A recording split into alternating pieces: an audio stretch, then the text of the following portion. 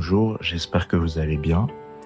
Alors je vais vous partager mon témoignage autour d'une artiste séculière, Tems, que j'aimais beaucoup, non seulement pour sa belle voix, sa carrière, mais aussi son physique, surtout son physique en vrai.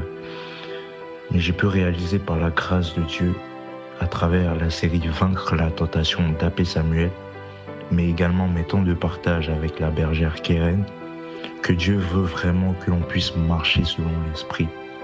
J'ai fait donc du passage Galates 5,16 mon partage, qui nous dit « Marchez selon l'esprit et vous n'accomplirez pas les désirs de la chair ». Depuis cet enseignement-là, j'ai pu réaliser que je devais plus me tourner vers les enseignements qui me permettaient de marcher selon l'esprit de Dieu. Donc à travers les enseignements d'A.P. Samuel, ou encore me tourner vers des artistes gospel. Alors je rends grâce à Dieu pour ces enseignements qui me permettent de grandir un peu plus chaque jour avec Dieu. Hello la famille, aujourd'hui je viens rendre grâce à Dieu pour ce qu'il a fait dans ma vie et dans celle de ma mère. Le vendredi 13, il y avait la grande sortie à Nakazo avec le berger Dylan. Et honnêtement, c'était la deuxième fois que j'allais évangéliser et en moi il y avait le trac. Et il y avait comme deux voix dans ma tête. Une qui me disait de rester à la maison, de ne pas y aller. Et l'autre qui me disait, vas-y, Dieu a préparé quelque chose pour toi.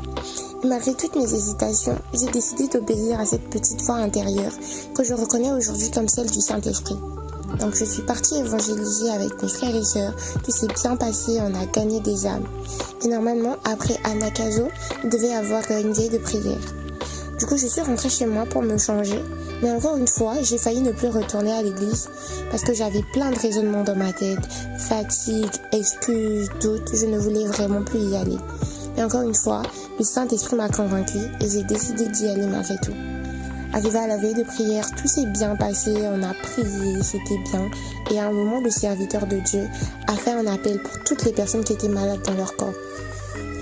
Il faut savoir que quelques mois auparavant, on m'avait diagnostiqué une dystrophie ovarienne, ce qui depuis un moment avait bloqué mes règles.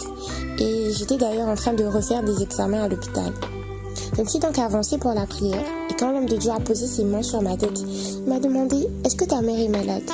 Et quelques jours auparavant, maman m'avait dit qu'elle ne se sentait pas bien et qu'au départ ce n'était que des maux de tête, mais après son état s'est aggravé progressivement.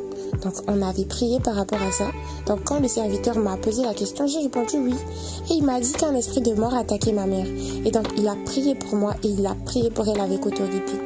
Et en rentrant à la maison le lendemain, j'ai expliqué à maman que l'homme de Dieu avait prié pour elle et pour moi et que je croyais que c'était fait au nom de Jésus. Donc dès le lendemain du jour où je lui ai expliqué, elle m'a dit qu'elle se sentait mieux et jour après jour son état s'est amélioré. Aujourd'hui par la grâce de Dieu, elle va bien et moi aussi je vais bien. Alors je suis venue témoigner vraiment et je tenais à dire aussi que l'obéissance ouvrait la porte au miracle. Parce que si j'avais écouté la peur, je serais restée chez moi. Mais Dieu avait prévu un rendez-vous pour moi. Dieu avait un rendez-vous pour moi.